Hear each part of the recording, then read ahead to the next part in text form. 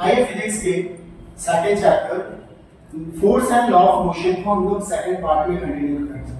आपने हमारे first video में देखा Newton's first law of motion क्या। आज हम लोग पढ़ेंगे Newton's second law of motion जो हमारे लिए बहुत इंपॉर्टेंट है।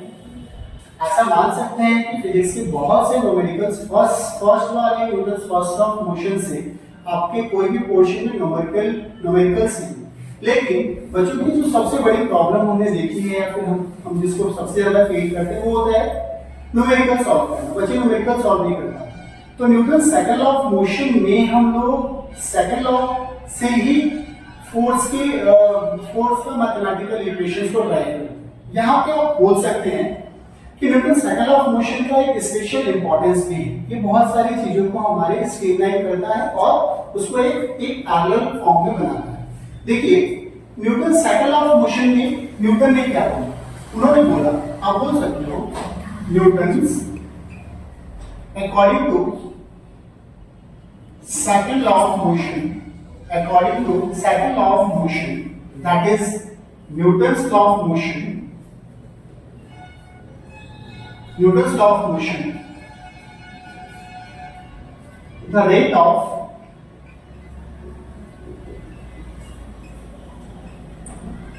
change of linear momentum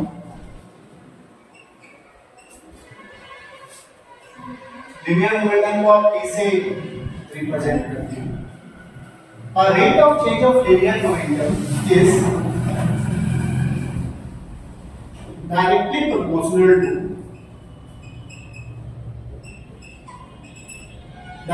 proportional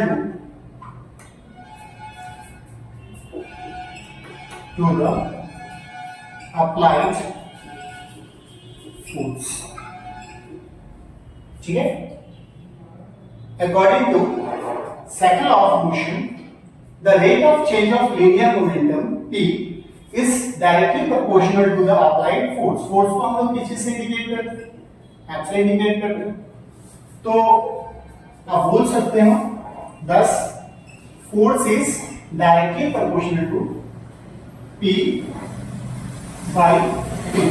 यहाँ पे अगर हमने डेल्टा साइन लगा दिया तो डेल्टा साइन आमतौर पर चेंजिंग मोमेंटम को रिप्रेजेंट करता है। चेंजिंग मोमेंटम क्या है भाई? हमारे पास मोमेंटम किसी भी ऑब्जेक्ट का इनिशियल एक मोमेंटम होगा, किसी भी ऑब्जेक्ट का एक इनिशियल मोमेंटम होता है और एक फाइनल मोमेंटम होता है। तो इनिशियल मोमेंटम से फाइनल मोमेंटम के बीच का जो डिफरेंस होता है उसको हम लोग चेंजिंग मोमेंटम बोलते हैं। और ये कैसे रेट हो रहा है? With in the time rate हो। तो इसको हम Newton second law of motion मानते हैं।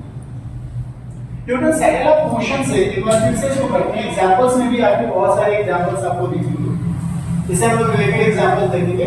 देखिए Newton second law of motion says that the rate of change of linear momentum is directly proportional to the applied force, that is F। Thus you can say that force F is directly proportional to changing momentum with respect to time। तो अभी अगर हम इसको continued form में देखते हैं तो क्या चीज देख सकते हैं भाई? हम देख सकते हैं इस rate of change of linear momentum को ये किस तरह से स्टेट कर रहा है। सपोज करो कि किसी ऑब्जेक्ट पे सपोज कर लो हमने इस ए ऑब्जेक्ट पे इस ए जिसकी मास कितनी है? जिसकी मास है m। ठीक है? इस ए ऑब्जेक्ट पे हमने एक्सटर्नल मतलब फोर्स अप्लाई की और इसकी इनिशियल वेलोसिटी क्या है? इनिशियल वेलोसिटी क्या है? u। अब जब हमने इसके ऊपर अभी ये इनिशियल वेलोसिटी जो इनिशियल मोमेंटम u है, अब सपोज करो किसी फोर्स के अप्लाई करने के बाद आफ्टर अप्लाइड फोर्स, किसी फोर्स को अप्लाई करने के बाद ये इस पोजीशन से डिस्प्लेस होके इस बी पोजीशन में हमें दिख रही है। ठीक है? यही ऑब्जेक्ट है जो बी पोजीशन पे हमारी पहुंची। तो मास में क्या हमारी कोई चेंजेस आएगा? आप बोलोगे नहीं सर मास में तो कोई चेंजेस नहीं आएगा। फिर चेंजेस किस में आएगा भाई? तो ये इनिशियल वेलोसिटी जो है, एक तो मोमेंटम आपका यहाँ पे हुआ जिसको हम P1 बोल सकते हैं, और एक मोमेंटम यहाँ पे हुआ जो हम P2 बोल सकते हैं। तो P1 और P2 के बीच का जो डिफरेंस होगा उसे तो हम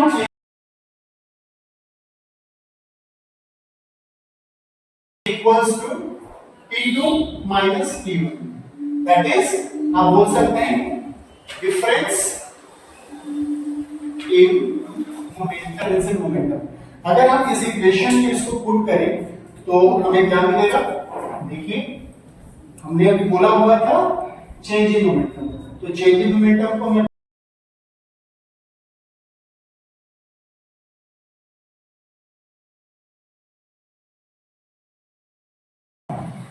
एरियल मोमेंटम में कि p क्या होता है हमारा,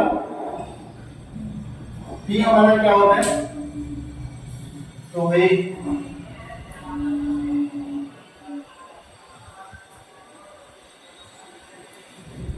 देखिए यहाँ पे p क्या होता है।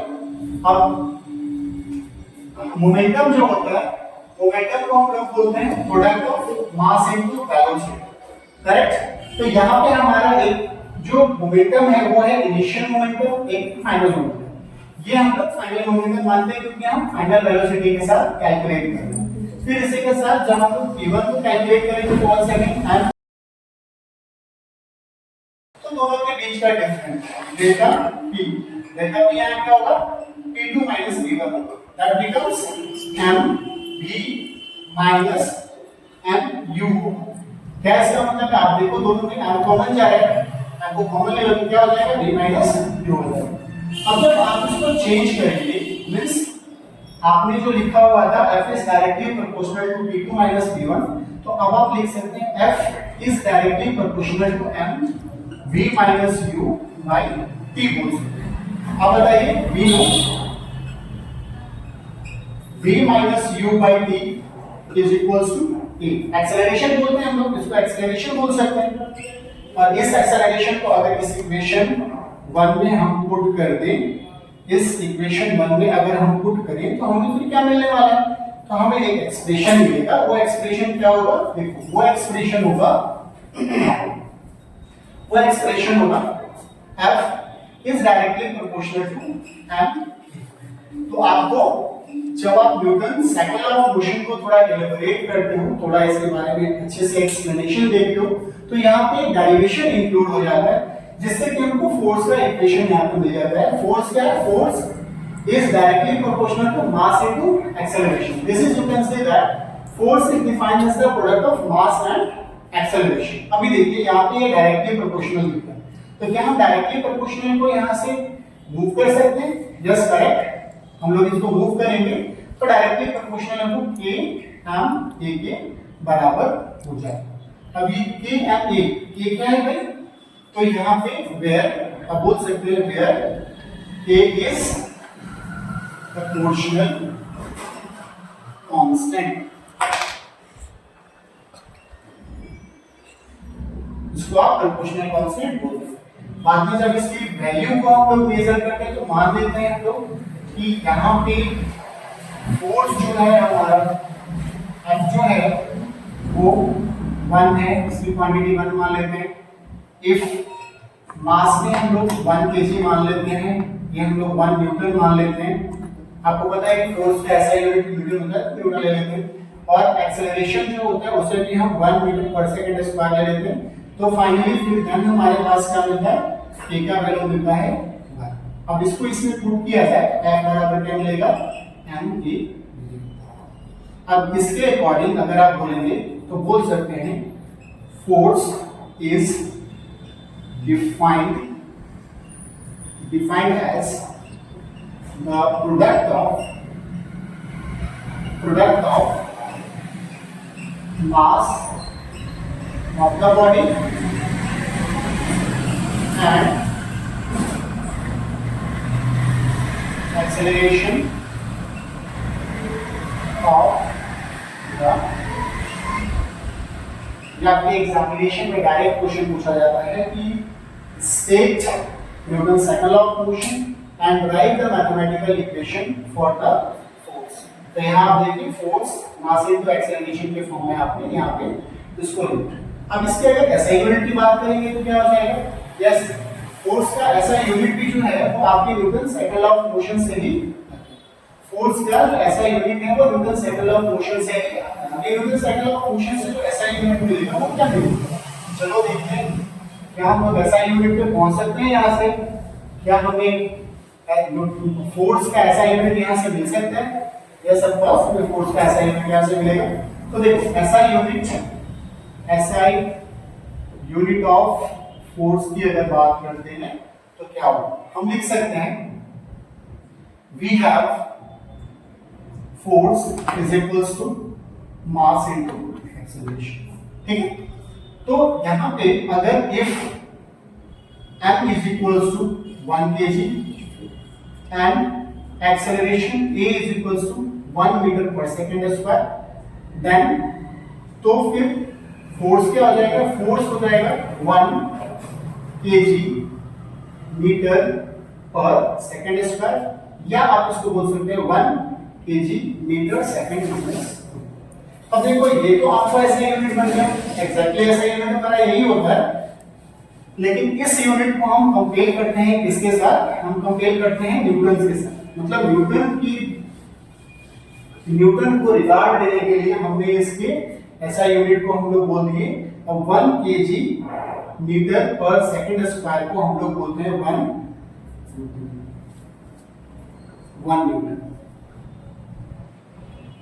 ठीक है। तो ऐसा यूनिट ऑफ फोर्स क्या हो गया, 1 न्यूटन हो गया, ऐसा यूनिट ऑफ फोर्स क्या हो गया हमारा 1 न्यूटन हो गया। तो आपने क्या देखा, न्यूटन साइकिल ऑफ मोशन काफी इंपॉर्टेंट है, ना केवल लर्निंग के सेंस में, अगर आप बहुत सारे न्यूमेरिकल्स इससे सॉल्व करेंगे और बहुत सारे न्यूमेरिकल्स को इसके साथ अटैच करेंगे तो हमारा ये न्यूटन साइकिल ऑफ मोशन आपके लिए बहुत ही इंपॉर्टेंट होगा।